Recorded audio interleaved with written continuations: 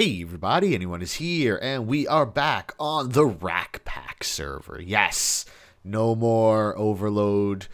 We have finished up and we are running our own mod pack, which is pretty cool. I mean, there's a lot of all the normal stuff that you're probably used to. We added some stuff, config changes, etc., whatever. It's here, we're playing, and I'm so happy to be back. It's been quite a few days since I've been able to play on the server, so ever since we've got it back up and running, I've been doing a lot of stuff. Truth be told, it's been up now for about 2 days. Yeah, today's Friday, and I think I got it back up Thursday, whatever the case is. So I have done some stuff, as you can see. I added some windows, I nicened things out a little bit. I also straightened out here. One thing that always annoyed me, just making sure there's nobody sneaking up behind me. One of the things that always annoyed me was that this was actually off-centered.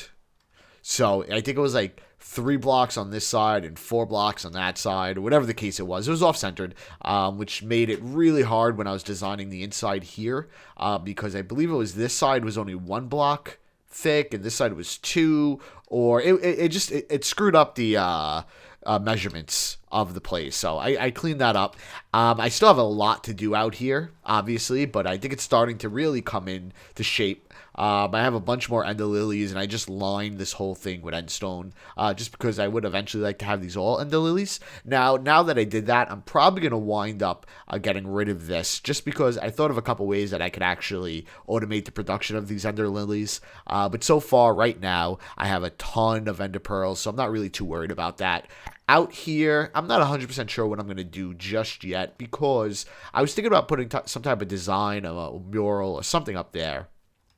But I might actually wind up going with another floor. And then if I do that, I'm probably going to have windows. So I'm probably just going to, I guess I'll think about that for a little bit. I'm not sure what we're going to do, but I'm sure we'll figure something out.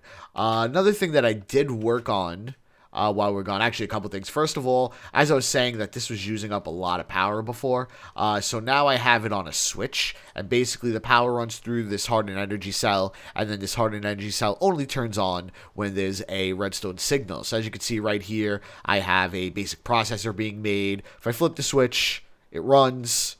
If I turn it off, it stops. Great, so I am not eating up all my power, because my AE system is still eating a ton of power. I added another 64K, so this is running at what, 40, and I think the MJ conversion is times 5, so it'd be 40 times 5, 200 RF to run this thing, assuming I got my conversions correct. So that is a lot of power, so I want to try to minimize my power usage.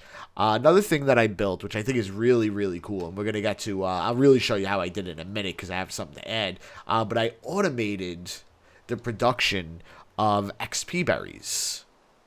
Very cool, I thought. So as you can see, I got all these guys planted out here, and as soon as the berries are ripe, they get pulled out and put into here. And I actually had a ton of them, but Parker is working on something that he needs XP, and he keeps taking them. But you just could take these XP berries, just use them up while standing right onto this, and boom, you're converting it. That's really the only way I can think of right now to convert these XP berries into a liquid. I might play with it a little bit more in the future, but right now I think it's pretty cool. And the way I do that, it actually took a lot of trial and error, but I got it working fairly good. And like I said, Parker just gave me 2 more XP berry bushes, so I could show you guys how I did it.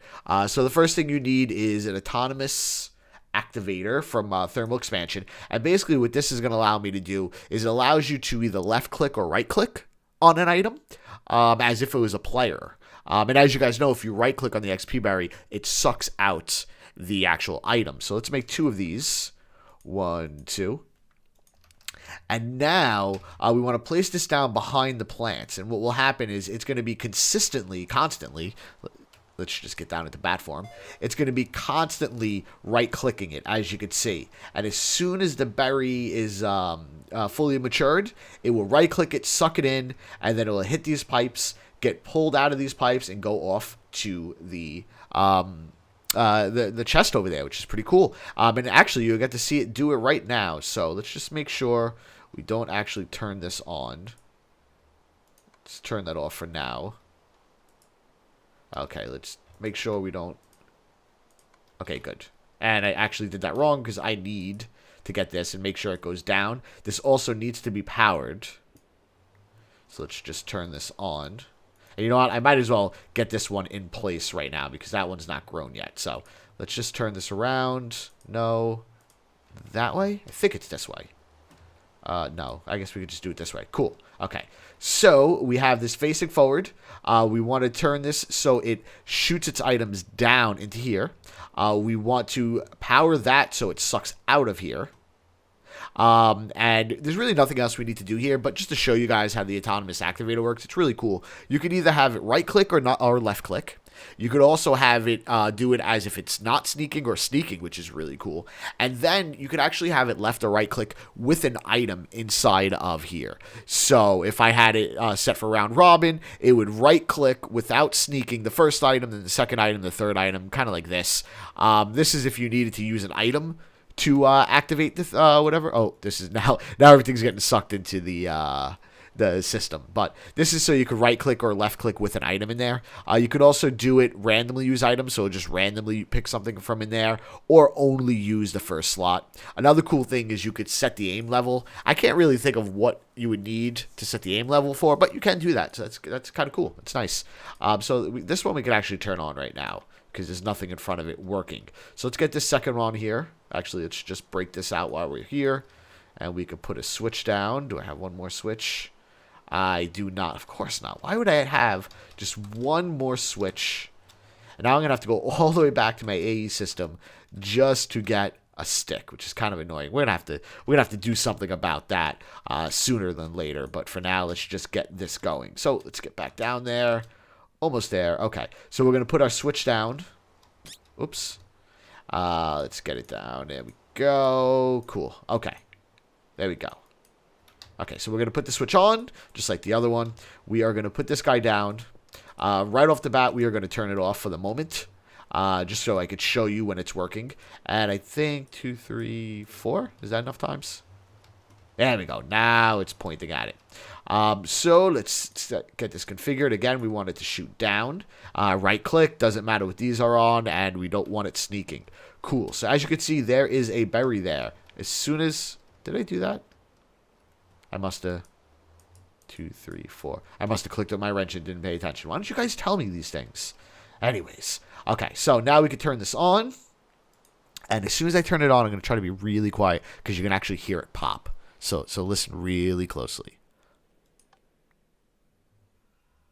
Oh, yeah, I guess you could see it too. If you actually seen that, you'll notice that it actually looked like I got something from it. And it's very weird.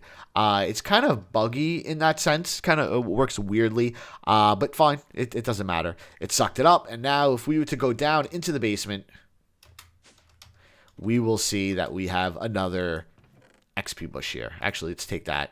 And it'll show up soon. I mean, these are the thermal expansion item ducts, so they're not really that quick, but they're fast enough. Cool. So now we have this automated. We will be able to get as much XP as we want from this, especially when this starts running overnight or something like that. I'm kind of curious what kind of gains I'm going to get, but we could deal with that another time. So what are we going to do today? So I need to start getting my stuff back online. So I've already set up my nether tank. I disconnected it before we did the server upgrade, but I did reconnect it, but I don't have it in somewhere that I feel it's safe or I even want to keep it there. I also feel like the lava lake that I'm draining isn't really going to suit my needs, especially with this AE system running 24/7. I'm using a decent amount of power all day long, so I want to get a nice AE system somewhere. I also want to set up my Thaumcraft area. So as I said in the past, it's worth noticing, if you look in the bottom left-hand corner, you're going to see Benchy cheating stuff in. It's not that he's a dirty little cheater. Well, he kind of is a dirty little cheater. But what it really is that all of his Darkcraft stuff, I guess Darkcraft has this research aspect to it. I'm not really sure. I haven't played around with Darkcraft. But basically, with the server change, I must have changed an item ID somewhere or something got broken, and he lost a bunch of stuff with Darkcraft. So he's just trying to rebuild what he lost, and there's no point of him having to go through all the items. I guess it's really, really a pain in the ass what he built, so he's just cheating the stuff in. I don't care. That's why he has op. Parker has op. I have op. Pretty much everyone has op on the server, mostly just because I kind of trust everyone. Anyways, so as I was saying, I want to build a nice Thorncraft area. If you look in my book, I've researched a lot of stuff, and I'm in the area now that I have to build an infusion table, a infusion altar, or I can't really move forward. I mean, I could keep researching, but I can't actually use any of this cool stuff without an infusion altar. So I don't want to do that here. I mean, I probably can do it here, but I don't want to do it here. I want to find a new area that I could start building all my magic stuff, and that's going to be my Thorncraft and my Ars Magica. But before I could do that, I need a quick way to get back and forth between this area and that area, because I plan on that area being fairly far away, at least a couple thousand blocks, because I want to find some new biomes. As I said in the last episode, we have some severe biome changes, so I want to see some of the new biomes. So that's kind of where I want to build. So what we're going to do today is we are going to check out Mistcraft.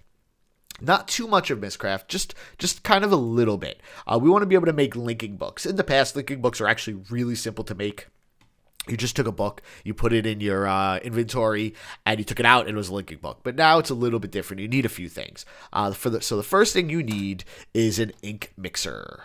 There we go. Very simple to make. Just some stone, wood, and a glass bottle. We are going to get that. For now, I think I'm just going to put my Mistcraft stuff right here, just because I don't think there's really going to be too much of it. So that should be fine. Next thing I need is... actually, I need water buckets. And I actually, even with my Aqueous Accumulator here, I don't actually have any easy way to do that. So I actually started building that, and I stopped so I could finish it up on the recording. I want to make a place that it's easy for me to just fill up buckets and bottles that I never really have to worry about filling. So that's what we're going to do here, and I already started setting that up. I am going to put a open blocks tank, so let's get that open here. Let's build one. I am going to use an open blocks tank. Let's pick that up. And it's going to be right into the wall right here. And it's going to be connected to that Aqueous Accumulator. Let's see if we can get in here. We're going to tap into this water line. So we should be able to just do this. Okay. And now I should be able to put my tank right here. And good. It's filling up with water. You know what I want to do, though? I actually want to get one of those, yeah, I want to get one of those micro blocks with a hole in it, just so you don't see the pipe behind it, and I believe I have a few made. Yeah, got a couple left. Probably going to have to make more soon, but we're okay as it is. So let's, you know what? One of the cool things with this tank, though, is I believe if I break that, I'm actually going to get it back. I'm going to get it with it full of water. Yeah, that's pretty cool. So let's get this right here. Done. Now let's put our... Yep, see? Our tank back here. Cool. Now we should be able to just right-click that with like a bucket or something like that.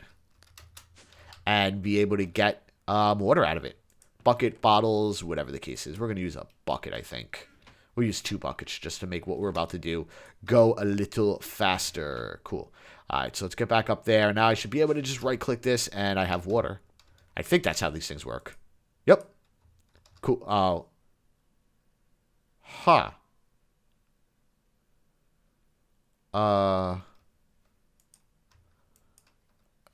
What did I?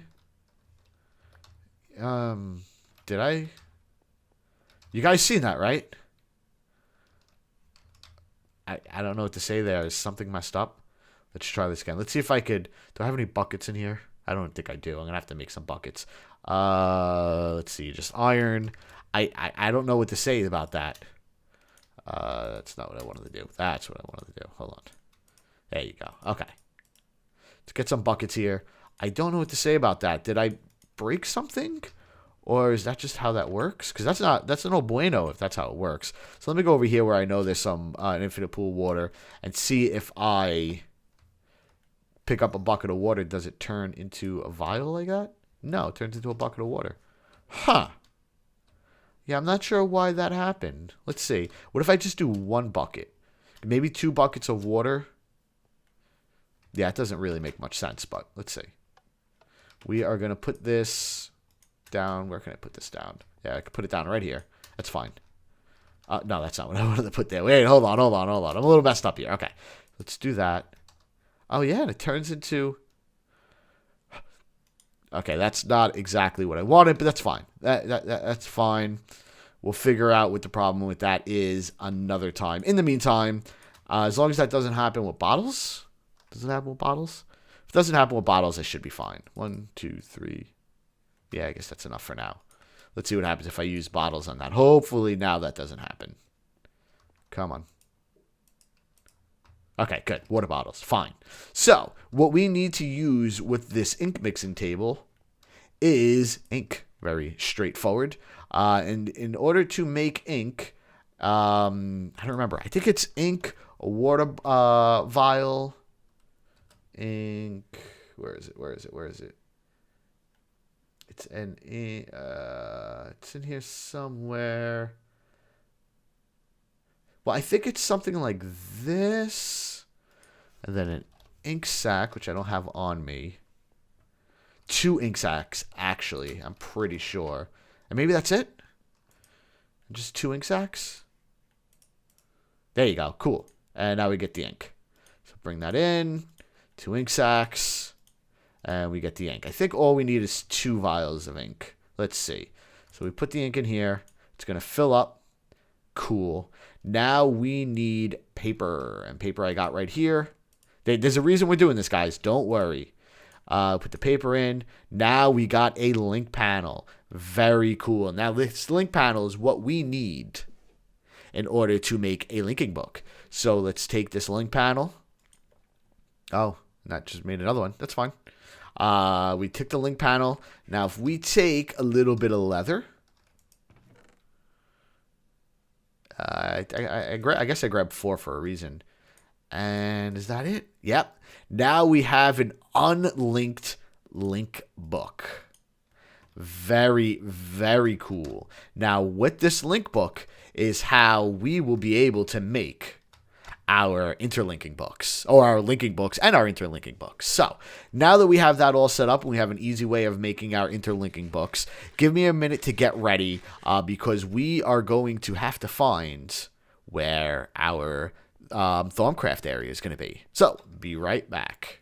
Okay, we are back, and I thought about something. And before we go off and start finding our area for our Thaumcraft base, I want to put our ender pump in a our lava pump in a more permanent position, or at least long-term position. So, before we go out and do that, I wanted to try out a new mod or a new item that Benchy was showing me, and it is a endothermic pump. And this is actually really cool. It does really 2 very useful functions. A, it chunk loads itself. So you don't have to use, not only do you not have to use a third-party chunk loader, but it only keeps chunk loaded whenever it needs to chunk load, if that makes sense. So wherever it's pulling lava is the only areas that are chunk loaded, which is really cool. Second of all, and this is actually a biggie, especially when using it in the nether, it replaces lava with cobblestone. Either cobblestone or smooth stone, whatever it is. And basically it does that for lag reasons, which is really, really cool. And it's not too expensive. So basically you need 4 of these ender-infused obsidian, a diamond, eye of ender, and a couple other things. The ender-infused obsidian is actually pretty simple. Just a little bit of obsidian and ender pearl. We have enough, so we could just make that, throw that back into there. And now we will just need to make this. Had all the ingredients already in there. Cool. All right, so we're going to take that out. We can just close that up. We'll take this out into the nether, but we want to be able to get back and forth very easily without having to go through portals and all that stuff. So we are going to make our first linking book, and I love this view. I don't know why, but with that tree back there and then Eternal Base's house in the background, it's just very picturesque, especially with the way it's kind of framed out by the cave. I don't know. I just like it. So this is what people are going to see when using any of our linking books. So let's put that in there. And that's not how you do that. Stand by. I thought I just put it into my inventory like this, but I guess not. Hold on 1 second. Okay, it looks like I was slightly wrong. It's a little different. I just right-click. So let's just look where we want. Boom. Now we have a linking book. So when you use this book, it is going to teleport us here. But it's not an intra-linking book or interlinking book. So it won't. I can't use it within the overworld. But for our purposes, this is perfect because we're not going to use it in the overworld. We're going to use this in the Nether. So I have pretty much everything I need. I'm pretty sure I have what I need to relocate our Nether pump. So let's go into the Nether and get this done. I hope I don't die. I mean, yeah, I got some stuff. Oh, I should bring actually more food because it probably will be a while before we... Not a while, but it'll probably take us a little bit to get there and back. Oh, I wanted to take some glass and some building blocks with me also. Right. So, take some of this clear glass because I really, really like the clear glass. We'll take a bunch more stone just to make it look a little bit nice, whatever we build. And what did I say? Bread. Wanted to take bread. And we have, yeah, that's fine. And you know what? Just to be even more fancy, because who doesn't like being fancy every now and then? I like to be fancy. We're going to make these stone bricks. Yeah, 2, 3, 4. Cool. We're going to make those stone bricks. So we have something a little nice to build from. And now let's go back into the Nether. Oh, let's go for your sake the first time into the Nether. And as you can see, you don't see any XP berries on here because it's picking them all up. Very cool. Okay, so let's go into the Nether. Things look different than last time we went, obviously, because we did reset the whole Nether just because we added a lot of new biomes into the Nether. And it's just going to look totally different. So as you can see, oh man. Yeah, there's a lot of... Oh, there's a spider. I hate those spiders. Maybe the spider won't see us. Hopefully the spider doesn't see us. Right there is where our pump is currently located. So let's just get in there before anything gets at us. Cool. As you can see, this is kind of a mess. Not a big fan of it. I do have my meteorite helmet on, so I will not drop anything into the lava. But let's take this apart. Now, we have to be quick with this, because once I take this apart, we're not getting any more lava, and we can drain out of power, and we really don't want that to happen. So let's get that. Let's get that. Cool. Let's just close that up. We probably will need that, and I didn't take any wood with me, so hopefully we don't lose that only one. And let's get out of here and find where we are going to put a lava pump. So we want to find one of the cool things about the endothermic, whatever, pump is, even though it has to be on ground level with the lava.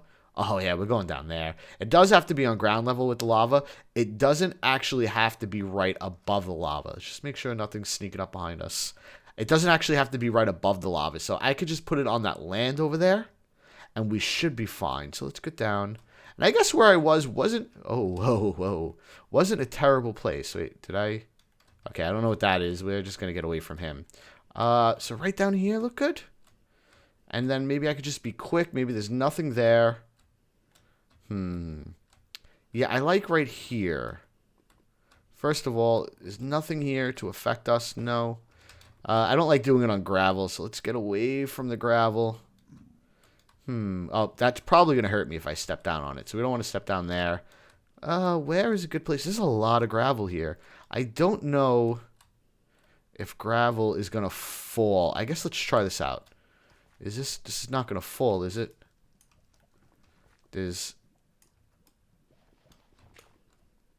Okay, it's not cheaty gravel.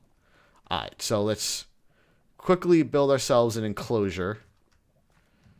Let's do something like this. Actually, we can't do that. We want to make sure nobody's going to get at us. Let's do this. Because the last thing we want is anybody shooting at us while we're doing this. Okay, come on. And this must be not regular gravel, is it? We'll check that out in a minute. Let's get some glass out, because who doesn't like glass? We don't need that. Because we want to be able to see. And, okay, try not to step into the lava. No. Okay, good. And let's wrap that around. Okay, so you know what? Instead of making you guys stand here, while I just build an enclosure, let me build this out, and I will be right back. Okay, we are back, and as you can see, I built a nice little area right here. This is all clear glass, so I hate those things. You can't see me. This is exactly the reason why I wanted to build an enclosure like that. All fire bats are infernal, and those guys hurt. Anyways, this is obviously glass. You can't go through here. As you can see, this is already starting to become stone. The reason is I actually recorded this already, or I thought I recorded it, but I didn't. So what you could already see is I already made the book back and forth. So this book takes me back to my base, looking out to where I wanted to look. And then this book will take me back to the nether. Very cool. So let's put down this, and it's actually real simple the way this works. So as I said, this is going to chunk load pretty much wherever needs to be chunk loaded, which is pretty cool. And it also, as you can see here, refills the lava it takes with smooth stone. This guy?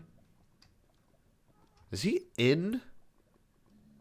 He kind of looks like he's in the glass, doesn't he?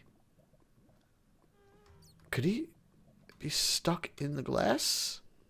No. Okay, he's not stuck in the glass. Woo! That scared me there for a sec. Oh, is there another one? Holy bats! And this is the exact reason why I made these things. You see now? You see now? I don't want to mess with these guys.